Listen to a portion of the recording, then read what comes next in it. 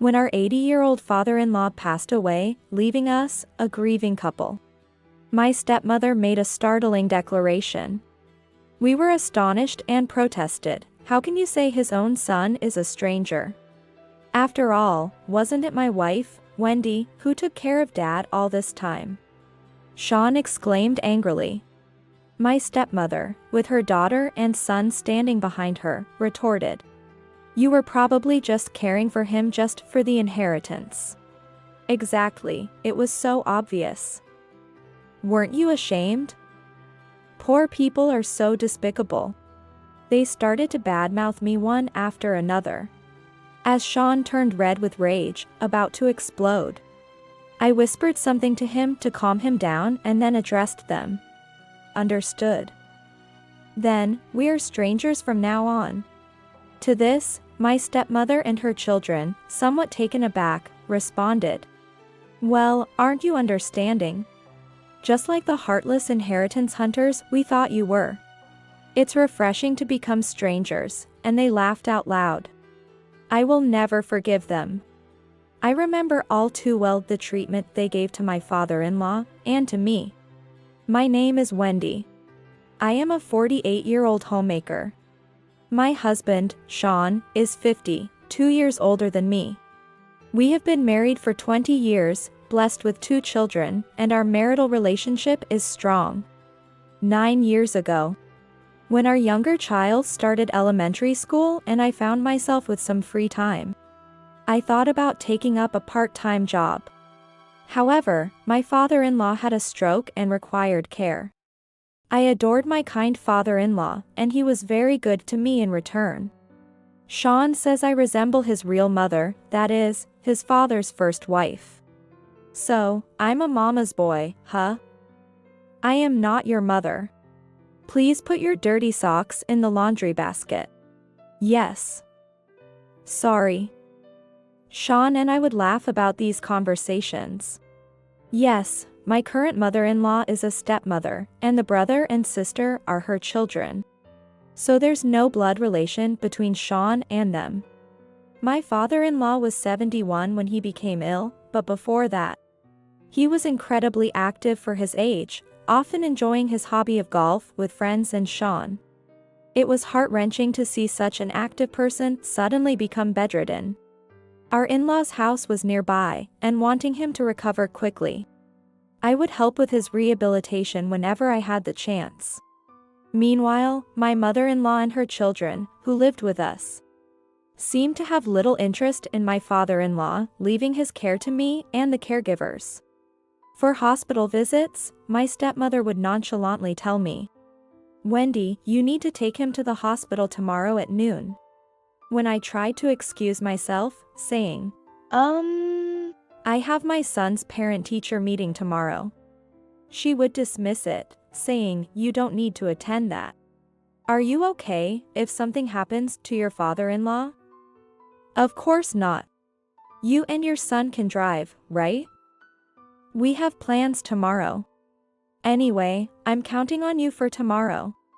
Reluctantly, I took my father-in-law to the hospital early in the morning, and returned by mid-afternoon in time for the parent-teacher meeting, only to find my stepmother and her children enjoying a lavish delivered lunch. Upon our arrival, they nonchalantly commented, "Oh, you're back early. You should have taken more time for rehabilitation." Did you really go to the hospital? Feeling a surge of anger, I restrained myself, not wanting my father-in-law to feel guilty, and pretended not to care, responding cheerfully, "Yes, we went as planned. Right, Dad? You managed to walk 20 steps today, didn't you? It seems my left side is starting to move again. I want to get out of this wheelchair soon. Even the doctor was surprised by how quickly you're improving. Let's keep it up." Despite our conversation, my stepmother and her children seemed uninterested, continuing to enjoy their feast and watching TV. Returning to the room, I quietly asked my father-in-law, "Are they always like this?" When my father-in-law looked a bit sad, he said, "Well, I wasn't around much at home. Before I knew it, things had turned out this way."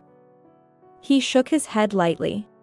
My sister-in-law and brother-in-law seemed not to be working, and even when asked, Sean claimed he didn't know.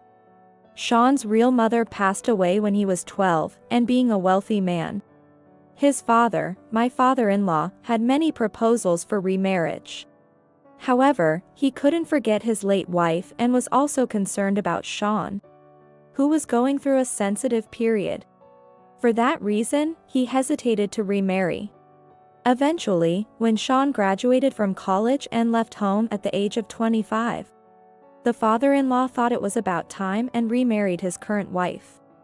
However, at that time, the father-in-law was 55, and the stepmother was 40 with 2 children, which seemed too young for some people around them, showing a bit of disapproval.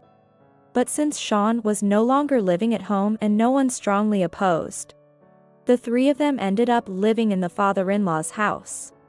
Thus, Sean never lived with his stepmother and half-siblings, and honestly knew very little about them. So, my relationship with them was a bit of a groping in the dark. Initially, I was only supposed to help with my father-in-law's rehabilitation, but gradually, the stepmother and her children began to assign me tasks. If you're taking him out for a walk in his wheelchair, could you also do some shopping on the way? The garden is getting overgrown, please do some weeding. This escalated over time, and recently, I've even been asked to prepare meals. It seems that even if they hire help, no one lasts long, probably due to rough treatment. They must think that since I do it for free, why not me? And when I even slightly refuse, they threaten me saying, "Then, you can no longer stay in this house. Do you not want to help with your father-in-law's rehabilitation?" Honestly, if I left the rehabilitation to them, my father-in-law would never walk again. And there was even an atmosphere of neglect. When I wasn't around, he was left in diapers because they wouldn't assist him with the toilet. Furthermore, when I asked my father-in-law about his meals, he was often just given commercial liquid food. And sometimes they would forget to feed him altogether. Even when I prepared meals that my father-in-law could eat in advance, I would find them untouched the next day. It was complete neglect of care. I would understand if they were busy with work, but there's no sign of them working. Who do they think enables their lifestyle? Despite my frustration, I did what I could, assisting with meals while my children were at tutoring and asking Sean to look after the kids. They loved their grandfather and would help with his care on some days.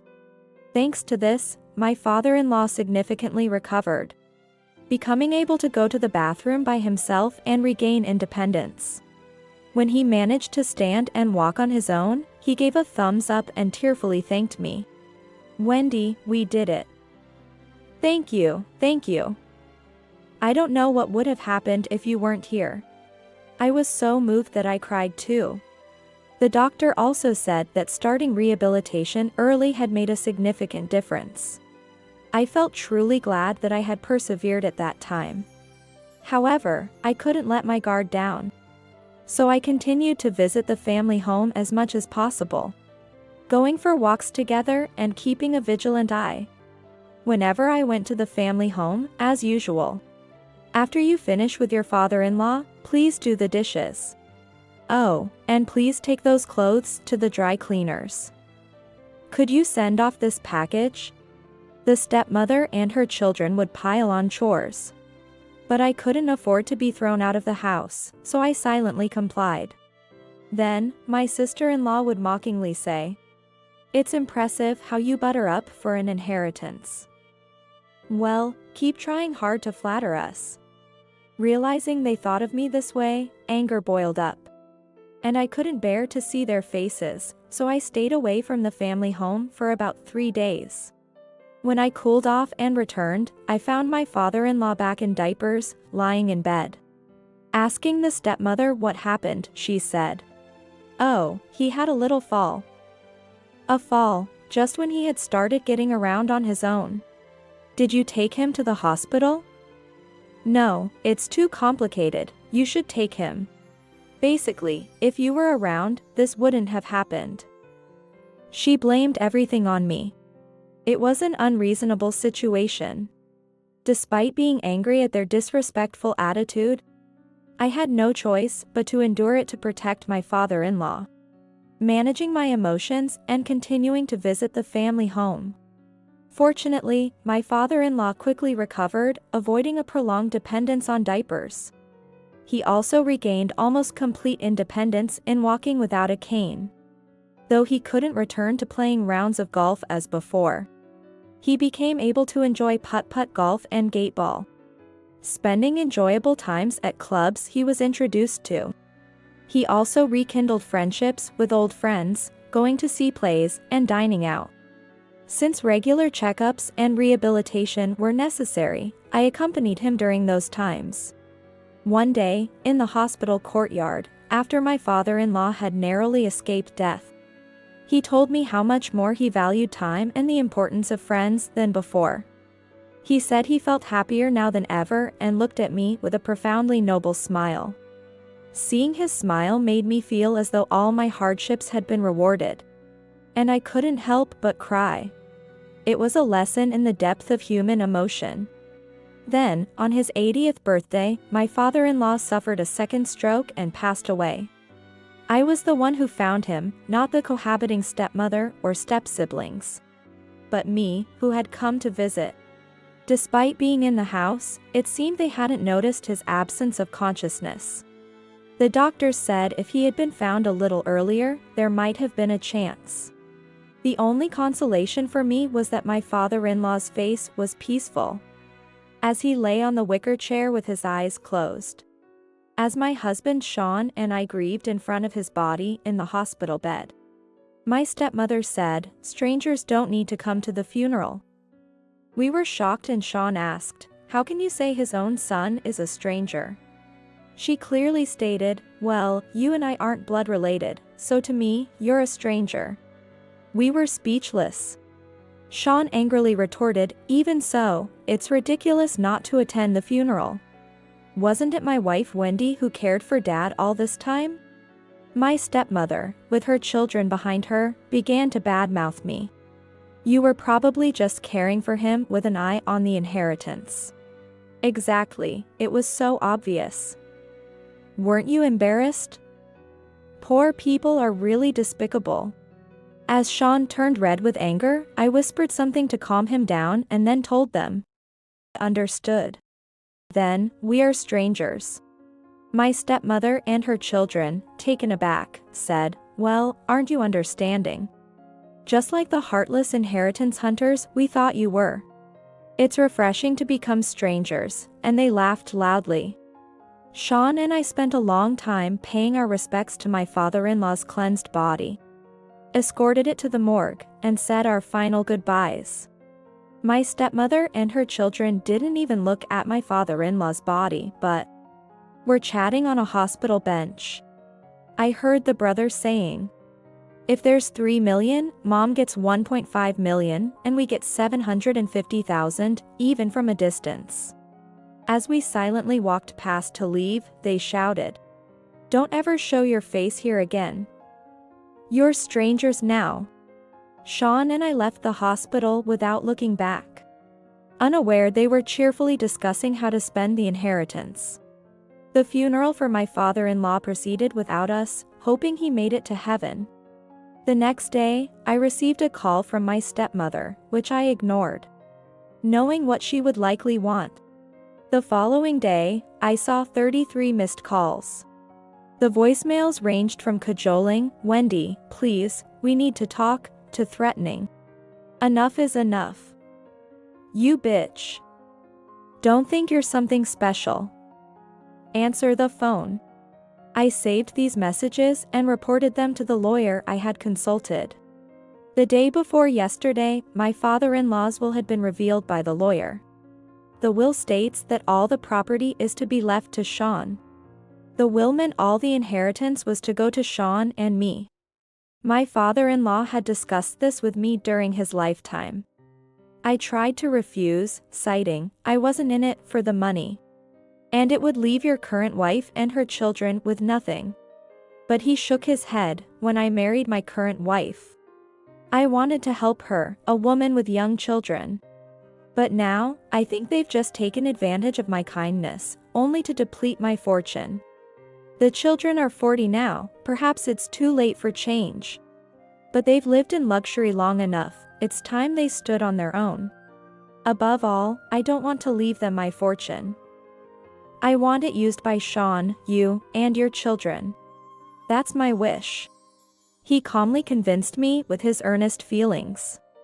I had told him I would discuss it with Sean, but he had just been appointed to an executive position and was very busy. Before we could have a proper conversation, my father-in-law said, "I've already made the will," and then he passed away.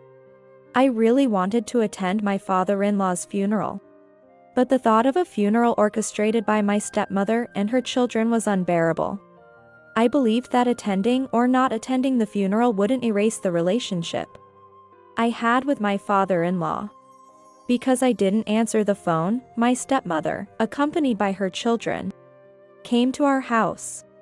Despite the presence of our children, my sister-in-law shouted at me, calling me, "You greedy old hag," and my brother-in-law accused me of manipulating the situation.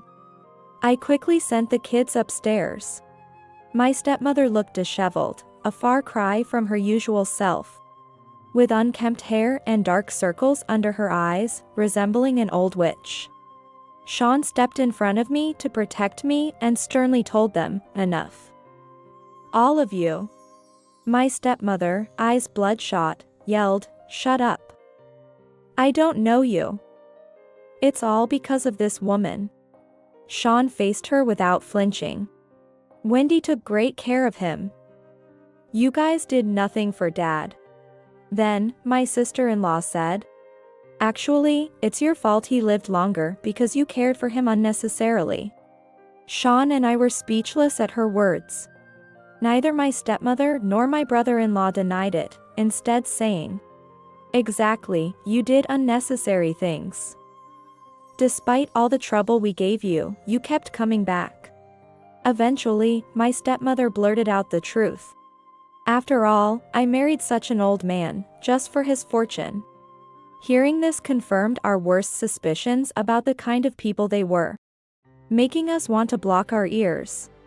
They deserved to face the consequences for taking everything for granted. I pulled out a voice recorder from my pocket. "I've recorded this conversation. I'll pass it on to my lawyer. It will be difficult for you to win any inheritance lawsuit with these statements." They were taken aback by my unexpected countermeasure, calling me a scheming fox. Regardless of what they said, I intended to honor my father-in-law's wishes.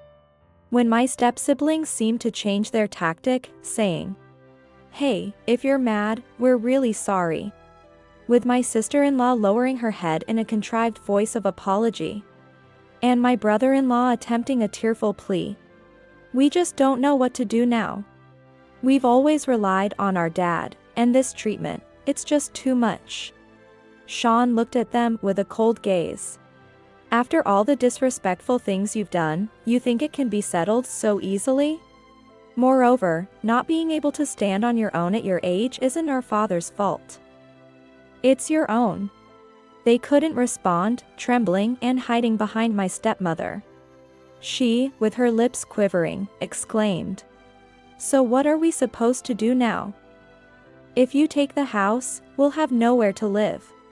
Their complaints continued, bemoaning their loans for various purchases and how they couldn't make payments now. "How am I supposed to pay for my car?" I answered calmly, "That's the result of your own decisions to live beyond your means. You were provided enough for necessities. It's your own doing." Overwhelmed by my response, my stepmother broke down, begging on her knees, "Please, share the inheritance. Even a little would help." Sean and I exchanged looks and firmly stated, "There's no inheritance to share with strangers." They faced us with looks of utter despair. Then, Sean, ready to call the police on his phone, said, "If you don't leave now, we'll have to report a home invasion by strangers." They scrambled away in panic.